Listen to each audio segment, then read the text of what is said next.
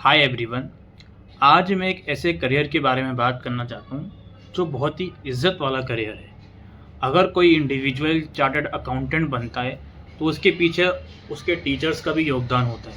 अगर कोई individual engineer बनता है उसके पीछे उन टीचर्स का भी योगदान है, उन टीचर्स का भी सपोर्ट है जो उसको मदद कर रहे हैं। अगर कोई इंडिविजुअल आईपीएस ऑफिसर बनता है, आईएएस ऑफिसर बनता है, इनकम टैक्स ऑफिसर बनता है, हेड कांस्टेबल बनता है, तो उसके पीछे उन सब चीज़ों का हाथ है जो उसकी मदद करके आए हैं पढ़ाई के पर्सपेक्टिव में।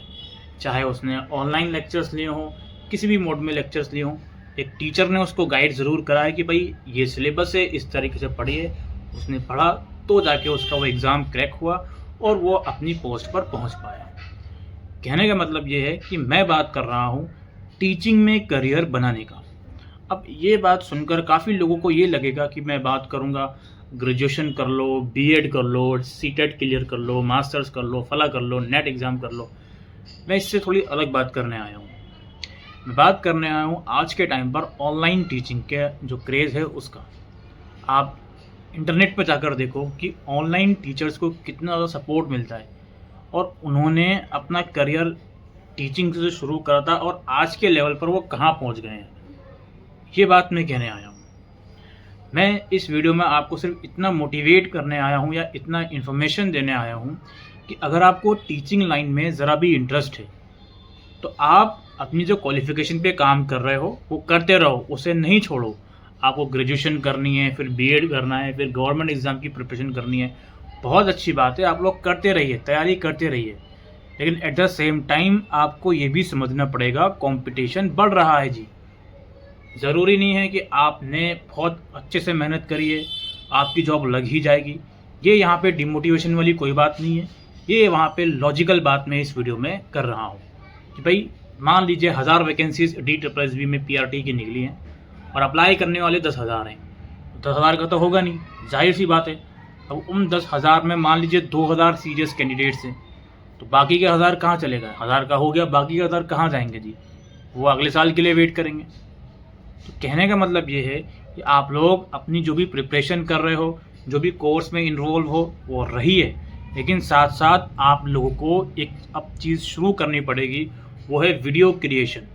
अपना टीचिंग का वीडियो क्रिएशन आपको स्टार्ट करना ही पड़ेगा। यही आज के टाइम पर ज़माना है, यही आज के ज़माने पर चलने वाली चीज़ें हैं और इसी ज़माने के साथ आपको चलना ही पड़ेगा, कुछ भी हो जाए।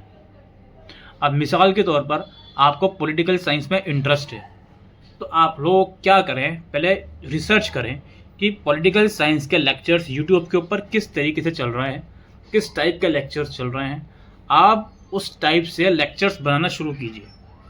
आपके पास रिसोर्सेज नहीं है, लेकिन आज के टाइम पर हर एक इंडिविजुअल के पास मोबाइल फ़ोन ज़रूर होता है, तो मोबाइल फ़ोन से ही आप लोग इतनी अच्छी वीडियोस क्रिएट कर सकते हो जिसकी कोई हद नहीं है।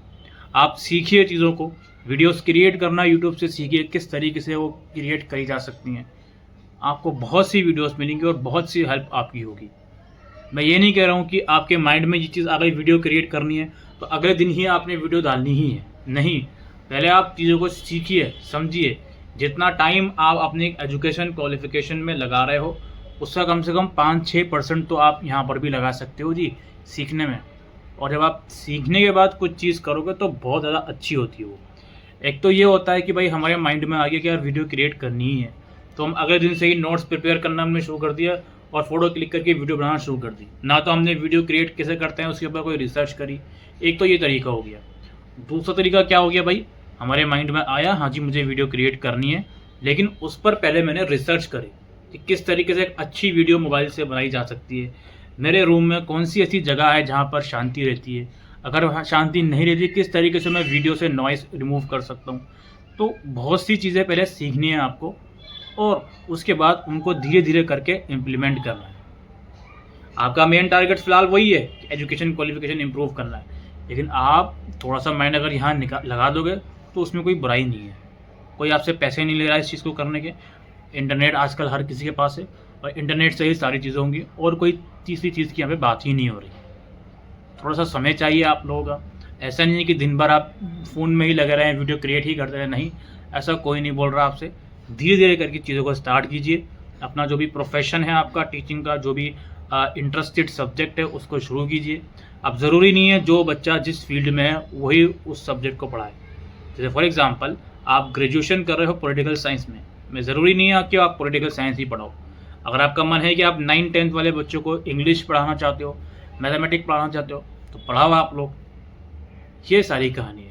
जो बच्चा कॉम्पिटिटिव एग्जाम की प्रिपरेशन कर रहा है, अगर उसे लगता है कि वो जीके अच्छे से पढ़ा सकता है, अगर उसे लगता है कि वो रीजनिंग वाले क्वेश्चन अच्छे से पढ़ा सकता है, वो पढ़ाए ऑनलाइन, लेकिन पढ़ाए। और ऑनलाइन कहने का मतलब सिर्फ ये नहीं है कि आप यूट्यूब वीडियोस तक ही सीमित रहोगे। शुरुआत ज़रूर आपकी यूट्यूब वीडियोस से होगी, लेकिन धीरे धीरे करके जैसे आपकी फेस वैल्यू बनेगी, आप चीज़ों को और आगे लेकर जा सकते हो। और जिन लोगों को ये लगता है कि मैं कंफर्टेबल नहीं हूँ अपना फेस दिखाने के लिए, तो भाई मत दिखाइए फेस। इनिशियल टाइम में ज़रूरत भी नहीं है आपको फेस दिखाने की। मैं इतना कोई बड़ा टीचर नहीं हूँ, लेकिन मैंने भी जब ये चैनल शुरू करा था तो कई महीनों तक मैंने नॉन फेस वीडियो ही बनाई थी, समझ गए। तो कोई ज़रूरत नहीं है फेस दिखाकर वीडियो बनाने की। आप अपना स्क्रीन रिकॉर्डिंग कीजिए अपने नोट्स वगैरह की और अपना काम चालू रखिए। थोड़ा सा ये चीज़ें करके देखिए। और अगेन इतना नहीं है कि आप से मैंने ये बात कह दी आप इतना मोटिवेट हो गए कि एक्चुअल पढ़ाई छोड़कर आप मैक्सिमम टाइम इसी चीज़ में लगा रहे हो। नहीं, आपको थोड़ा ही टाइम धीरे धीरे करके लगाना है इस चीज़ में। जब आपको ये लगे कि हाँ इससे रिज़ल्ट आना शुरू हो गया है, तो एक बात बहुत अच्छे से समझ लें, कभी भी आपको सोलिली सिर्फ इसी चीज़ पर डिपेंडेंट नहीं रहना है कि मैं यूट्यूब के थ्रू ही पढ़ाऊँगा।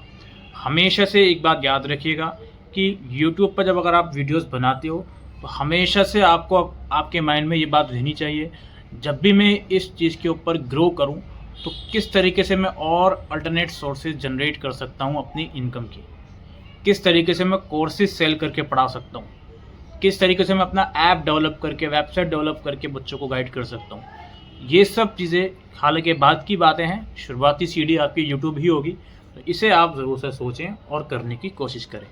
साथ ही साथ चूँकि मैं यहाँ पे डिजिटल एजुकेशन की बात कर रहा हूँ, डिजिटल टीचिंग की बात कर रहा हूँ, लेकिन बहुत से ऐसे बच्चे होते हैं जो पढ़ाई में इंटरेस्ट रखते हैं, तो उनको मैं एक और चीज़ कहूँगा कि भाई अगर आप ऑफलाइन ट्यूशन दे सकते हो बच्चों को, चाहे उनके घर जाके दे सकते हो या अपने घर में बच्चों को पढ़ा सकते हो।